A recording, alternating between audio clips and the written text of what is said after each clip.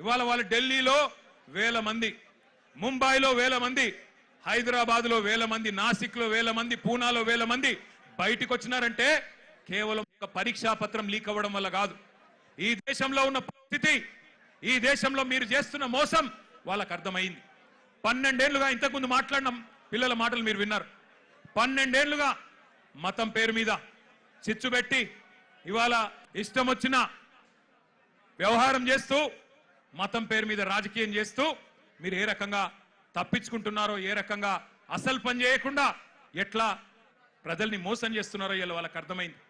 మీరే కదా చెప్తిరి సంవత్సరానికి 2 కోట్ల ఉద్యోగాలు ఇస్తా అని చెప్తివి. 12 ఏళ్ళ మరి ఇప్పటికి 24 కోట్ల ఉద్యోగాలు రావాలి. వచ్చినాయా 24 కోట్ల ఉద్యోగాలు? అందుకే రోడ్డు మీదకి వచ్చిన ఒక ప్రశ్నాపత్రం లీక్ అయి మాత్రమే కాదు, ఒక నిరాశ, ఒక నిస్పృహ. ఇంతకుముందు అమ్మాయి ఎంత బాగా అన్నది, మేము మేక్ ఇన్ ఇండియా అడిగినాం, నువ్వు లీక్ ఇన్ ఇండియా ఇచ్చినావు. మేక్ ఇన్ ఇండియా ఎక్కడో పోయింది, లీక్ ఇన్ ఇండియా వచ్చింది, గిదా నువ్వు చెప్పింది అని చెప్పి ఆ అమ్మాయి ఎంత చక్కగా మాట్లాడింది మీరు విన్నారు. అట్లాగే ఇవాళ అడుగుతున్నారు జవాబుదారితనం. ఏమంటున్నారు? అయ్యా మీరు మంత్రులు అయినరు, ఎంపీలు అయినరు, మీరు పెద్ద ప్రధానమంత్రులు అయినరు, కానీ మేము మీ సీట్లు అడుగుతలేము. జవాబుదారీతనం.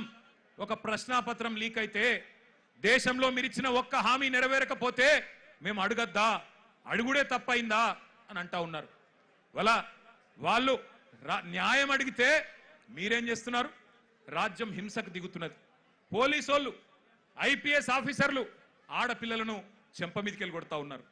పోలీసు వాళ్ళు లాఠీలతోని ఆడపిల్లల్ని కొట్టకూడని చోట కుళ్ళబొడుస్తా ఉన్నారు. ఇవన్నీ వీడియోలు ఉన్నాయి, నేనేదో ఊరికే చెప్పట్లేదు. అందుకే ఇవాళ హైదరాబాద్ వేదికగా ఆ పిల్లల డిమాండ్లకు మద్దతుగా ఢిల్లీలో జరుగుతున్న జంతర్ మంతర్లో జరుగుతున్న దమన కాండకు వ్యతిరేకంగా మా నాయకుడు కేసీఆర్ గారి ఆదేశం మేరకు మొత్తం పార్టీ అంతా ఇక్కడికి వచ్చింది.